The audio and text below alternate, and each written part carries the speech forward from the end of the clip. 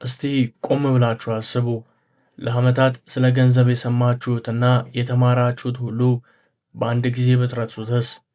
ሀብታም ለመሆን የግድ ገንዘብን ማሳደድ አለብን የሚለውን የኑሮ ሕግ ዛሬ እንስበረው። እውነታው ይሄ ነው። ገንዘብን ባሳደዳችሁት ቁጥር እርሱ ከእናንተ ይሸሻል። እውነተኛው ሚስጥር ያለው ሁላችንም ውስጥ ከልጅነታችን ጀምሮ የተገነባውን አንድ ስር የሰደደ የድህነት አስተሳሰብን ከመስበር ላይ ነው። በዚህ ቪዲዮ አንድም ብር የማያስወጣባችሁን ነገር ግን የገንዘብን በሮቻችሁን በሰፊው ሊከፍቱላችሁ የሚችል ቀላል የዕለት ተዕለት ልምምድ አሳያችኋለሁ። ስለዚህ እስከ መጨረሻው አብራችሁኝ እንድትቆዩ እጋብዛችኋለሁ። እስቲ በቅንነት እንነጋገር። ሁላችንም ጠዋት ወጥተን ማታ የምንገባው የተሻለ ኑሮ ለመኖር ነው። የተሻለ ቤት እንዲኖረን፣ ደስ የምትል መኪና እንድንነዳ፣ ልጆቻችንን ጥሩ ትምህርት ቤት እንድንልክ፣ ቤተሰቦቻችንን እንድንደግፍ ሁላችንም የምንፈልገው ይህንኑ ነው። ግን ጥያቄው ጠንክረን እየሰራን አይደለም ወይ? ቀን ከሌሊት እየለፋን አይደለም ወይ? መልሱ ግልጽ ነው። አዎ እየለፋን ነው። ታዲያ ለምንድን ነው አብዛኞቻችን ከገባንበት የገንዘብ አዙሪት መውጣት ያቃተን? ለምንድን ነው የምንመኘውን የፋይናንስ ነፃነት ማግኘት ያልቻልነው? ብዙዎቻችን እንደምናስበው ችግሩ ያለው በስራችን አይነት፣ በደሞዛችን ማነስ ወይንም በእድል እጦት አይደለም። እውነተኛውና ጥልቁ ችግር ያለው አይምሯችን ውስጥ በተጫነው የድህነት ሶፍትዌር ነው። ይህ ሶፍትዌር እኛ ራሱ ሳናውቀው ከልጅነታችን ጀምሮ በምንኖርበት ማህበረሰብ፣ በቤተሰብ፣ በትምህርት ቤትና በጓደኞቻችን አማካኝነት አይምሯችን ላይ የተቀረጸ ፕሮግራም ነው። ይህ ፕሮግራም ህይወታችንን በሙሉ ከበስተጀርባ ሆኖ ይቆጣጠረዋል። ይህ የድህነት አስተሳሰብ በህይወታችን ውስጥ እንዴት እንደሚገለጽ ሶስት ዋና ምልክቶችን ልንገራችሁ እና ከዚህ ውስጥ በህይወታችሁ የትኛው ጎልቶ እንደሚታይ ራሳችሁን እንድትፈትሹ እፈልጋለሁ። የመጀመሪያውና ዋነኛው ገንዘብ የክፋት ሁሉ ምንጭ ነው ወይንም ሀብታሞች በሙሉ ስግብግቦች ናቸው፣ ጥሩ አይደሉም የሚለውን እምነት ነው። ብዙዎቻችን ሳናውቀው ገንዘብ ከኃጢአትና ከመጥፎ ስነ ምግባር ጋር እናቆራኘዋለን። ነገር ግን እዚህ ጋር አንድ ትልቅ ግጭት ይፈጠራል። አይምሯችን በአንድ በኩል ሀብታም መሆን እፈልጋለሁ እያለ ሲጮህ፣ በሌላ በኩል ደግሞ ሀብታሞች መጥፎ ናቸው ብሎ ያምናል። በዚህ ጊዜ የውስጥ አይምሯችን ጥሩ ሰው እንድንሆን ስለሚፈልግ መጥፎ የሚያደርገንን ሀብት በሙሉ ኃይሉ ይዋጋል። ገንዘብ ወደ ህይወታችን ቢመጣ እንኳን ሳናውቀው የምናባክንበትን፣ የምናጣበትን ወይንም ከእጃችን የሚያመልጥበትን መንገድ ይፈጥርብናል። ምክንያቱም ለውስጥ አይምሯችን ጥሩ ሰው ሆኖ መቆየት ከሀብታምነት ይቀድማል። ሁለተኛው ደግሞ ለእኔ ይህ አይገባም የሚለው ስሜት ነው። ብዙዎቻችን ጠንክረን ሰርተን የተሻለ ክፍያ ስናገኝ ወይንም ጥሩ የቢዝነስ እድል ሲፈጥርልን ውስጣችን ላይ የሆነ የጥፋተኝነት ስሜት ይፈጥራል። ይህን ያክል ገንዘብ ይገባኛል እንዴ? ከሌሎቹ ሁሉ ተሽዬ እንዴት እኔ ብቻ? የሚሉ ጥያቄዎችን በሀሳባችን ይመላለሳሉ።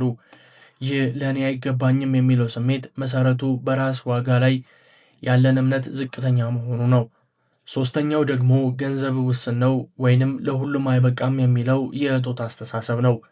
በዚህ አስተሳሰብ የተጠመደ ሰው ሌሎች ሲሳካላቸው በቅናትና በምቀኝነት ይመለከታል። ምክንያቱም የእነሱ ስኬት ለእሱ የሚተርፍ ነገር እንደሌለ ማሳያ ይመስለዋል። እውነታው ግን ፈጽሞ የተለየ ነው። ሀብት ልክ እንደ ውቅያኖስ ነው። ሁሉም የራሱ ባልዲ ሞልቶ መውሰድ ይችላል። ውቅያኖሱ ግን መቼም ቢሆን አይደርቅም። እንግዲህ ጥያቄው ከዚህ አዙሪት እንዴት እንወጣለን? ገንዘብን ማሳደዱን አቁመን ይህንን በውስጣችን የተቀረጸውን ፕሮግራም እንዴት ነው የምንቀይረው ነው የሚለው ነው። መፍትሄው በሚገርም ሁኔታ ቀላልና ምንም አይነት ገንዘብ አይጠይቅም። የሚጠይቀው ቁርጠኝነትና የዕለት ተዕለት ልምምድን ብቻ ነው።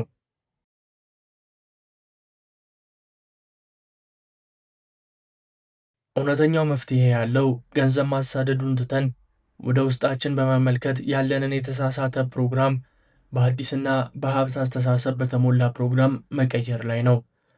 ናፖሊዮን ሂል አስብና ሀብታም ሁን በተባለው ዝነኛ መጽሐፉ ላይ አይምሮ ሊያስበውና ሊያምንበት የሚችለው ማንኛውንም ነገር ሊያሳካው ይችላል ይላል። ይህንን ለማድረግ ዛሬ የማካፍላችሁ ልምምድ የብልጽግና ምስጋና ይባላል። ዓላማው ላለን ነገር ማመስገን ብቻ ሳይሆን የምናመሰግንበትን መንገድ በመቀየር አይምሯችንን ከእጦት አስተሳሰብ ወደ ጥጋብና ብልጥግና ማሸጋገር ነው። አሰራሩ በጣም ቀላል ነው። በየቀኑ ጠዋት ከእንቅልፋችሁ እንደተነሳችሁ ስልካችሁን ከመንካታችሁ በፊት ከአልጋችሁ ላይ ሆናችሁ አይናችሁን ጨፍናችሁ 3 ነገሮችን ከብልጽግና አንጻር ታመሰግናላችሁ። ደረጃ 1 የመጀመሪያው ምስጋና። ለምሳሌ በኪሳችሁ ውስጥ 100 ብር አለ እንበል። በተለመደው መንገድ ስላለኝ 100 ብር አመሰግናለሁ ማለት እንችላለን። ይህ ግን ያለችኝ ይቺ ብቻ ናት የሚል የእጦት መልእክት ያስተላልፋል። በብልጽግና ምስጋና ልምምድ ግን እንዲህ ትላላችሁ። ገንዘብ ሁሌም ወደ ሕይወቴ የሚፈስበትን መንገድ ስለሚፈጥርልኝ ፈጣሪን አመሰግናለሁ። ይቺ 100 ብር የዛ ታላቅ የገንዘብ ፍሰት አንዷ ምልክትና ማሳያ ናት። የመጀመሪያው ያለኝ ይሄ ብቻ ነው ሲል፣ ሁለተኛው ግን ይህ የበረከቱ መጀመሪያ ነው ይላል። ይህ አእምሯችን ገንዘብን እንደ ወራጅ ወንዝ እንዲመለከተው ያደርገዋል። ደረጃ 2 ሁለተኛው ምስጋና። ሌላ ምሳሌ እንውሰድ። የምትኖሩበት ቤት የኪራይም ይሁን የራሳችሁ ጠዋት ስትነሱ እንዲበሉ ከብርድና ከፀሐይ የሚከለክልና ለቤተሰቤ መጠለያ የሚሆን ጣራ ስላለኝ አመሰግናለሁ። ይህ ቤት በሕይወቴ ውስጥ ላለው ሰላምና ደህንነት ያለውን የጥጋብ ስሜት ማሳያ ነው። ወደፊት ከዚህም የተሻሉ ቤቶች እንደሚኖሩኝ ሳምን፣ ለዚህኛው መሰረቴ ግን ከልብ አመሰግናለሁ። ይህ አባባል አሁን ያላችሁበትን ሁኔታ ወደ ቀጣዩ ደረጃ መሸጋገሪያ ድልድይ አድርጎ ያሳያል። ደረጃ 3 ሶስተኛው ምስጋና። በመጨረሻም ስለ ራሳችሁ ችሎታ እንዲበሉ ችግሮችን ለመፍታትና ለሌሎች ሕይወት ዋጋ ለመጨመር የሚያስችለኝን ልዩ ተሰጥኦና እውቀት ስለሚሰጠኝ አመሰግናለሁ። ይህ ችሎታዬ ወደ ሕይወቴ ሀብትንና ብልጽግናን እንደሚስብ እንደ ማግኔት ነው። ይህንን ልምምድ በየቀኑ ጠዋት ለ5 ደቂቃ ብቻ ስሩት። ዋናው ነገር የምትናገሩትን ቃል መስማትና ማመን ነው። ስሜት የሌለው ድግምግሞሽ ምንም ለውጥ አያመጣም። ምናልባት እያንዳንዳችሁ በእርግጥ ይሄን ይሰራል፣ ዝም ብሎ ማሰብ ብቻ ሕይወትን ይቀይራል ልትሉ ትችላላችሁ። መልሱን በአንድ እውነተኛ ታሪክና ሳይንስ ላስረዳችሁ። አበበ የሚባል ወጣት ነበረ። ልክ እንደ ብዙዎቻችን በጣም ታታሪ ሰራተኛ ነው። በቀን 14 ሰዓት በሳምንት 7 ጊዜ 2 ስራ እየሰራ ደፋ ቀና ይላል። ግን ከወር ወር የሚተርፈው አንድም ሳንቲም አልነበረም።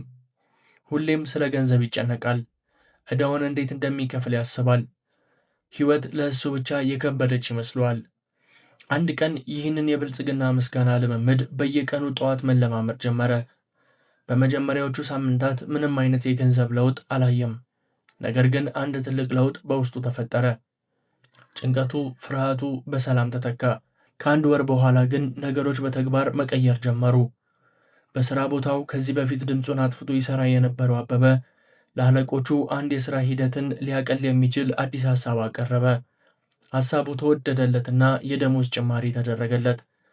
አስተሳሰቡ ሲቀየር ድርጊቱም አብሮ ተቀየረ። በመቀጠል ከጓደኛው ጋር በመሆን አነስተኛ ንግድ ለመጀመር የባንክ ብድር ጠየቁና ተሳካላቸው። ዛሬ አበበ የራሱ የሆነ አነስተኛ ንግድ ያለውና ለብዙ ሰዎች የሥራ ዕድል የፈጠረ ሰው ሆኗል። ከዚህ ታሪክ በስተጀርባ ትልቅ ሳይንሳዊ እውነት አለ። አእምሯችን ኒውሮፕላስቲሲቲ የሚባል አስደናቂ ባህሪ አለው። ይህ ማለት አእምሯችን ልክ እንደ ጡንቻ ነው። በተደጋጋሚ በምናስባቸው ሐሳቦች አማካኝነት ራሱን በአዲስ መልክ ያዋቅራል። በየቀኑ ስለ እጦትና ስለ ችግር ስታስቡ በአእምሯችሁ ውስጥ ለእጦት የተዘጋጁ የነርቭ መንገዶችን ታጠናክራላችሁ። በተቃራኒው በየቀኑ የብልጽግና ምስጋና ልምምድን ስትለማመዱ ለአጋጣሚዎች፣ ለመፍትሄዎችና ለበረከት የተዘጋጁ አዳዲስ የነርቭ መንገዶችን ትገነባላችሁ። ይህ ማለት ገንዘብ ከሰማይ ይዘንባል ማለት አይደለም። ነገር ግን ገንዘብን ወደ እናንተ ሊያመጡ የሚችሉ ሐሳቦችን፣ ሰዎችንና እድሎችን እንድትመለከቱና እንድትጠቀሙባቸው አእምሯችሁ ይነቃቃል። ለውጥ የሚጀምረው ከኪሳችን ሳይሆን ከጭንቅላታችን ነው። ስለዚህ ዛሬ አንድ ትልቅ ፈተና ልስጣችሁ። ይህንን የብልጽግና ምስጋና ልምምድ ለሚቀጥሉት 21 ቀናት ያለማቋረጥ እንድትሞክሩት እጋብዛችኋለሁ። ይህንን ፈተና ከኔ ጋር አብሮ ለመጀመር ዝግጁ የሆናችሁ አሁኑኑ ኮመንት መስጫው ላይ ፈተናውን ተቀብያለሁ ብላችሁ ጻፉ። ከ21 ቀናት በኋላ ወደዚህ ቪዲዮ ተመልሳችሁ በሕይወታችሁ ያያችሁትን ለውጥ አጋሩን። የምታጡት ምንም ነገር የለም፣ የምታገኙት ግን አዲስ ሕይወት ሊሆን ይችላል። አስታውሱ፣ ሀብት ማለት በባንክ አካውንታችሁ ውስጥ ያለው የገንዘብ መጠን ብቻ አይደለም። ሀብት ማለት የአእምሯችሁ ሰላም፣ የምርጫ ነፃነትና የበለጸገ አስተሳሰብ ነው። ይህ ቪዲዮ ካስተማራችሁ ላይክ እና ሼር ማድረጉን እንዳትረሱ። እንደዚህ አይነት አስተሳሰብን የሚቀይሩ ቪዲዮዎች ሁልጊዜ እንዲደርሷችሁ ደግሞ ቻናላችንን አሁኑኑ ሰብስክራይብ ያድርጉ። አስተሳሰባችሁን ቀይሩ፣ ሕይወታችሁም አብሮ ይቀየራል። ቸር ሰንብቱ።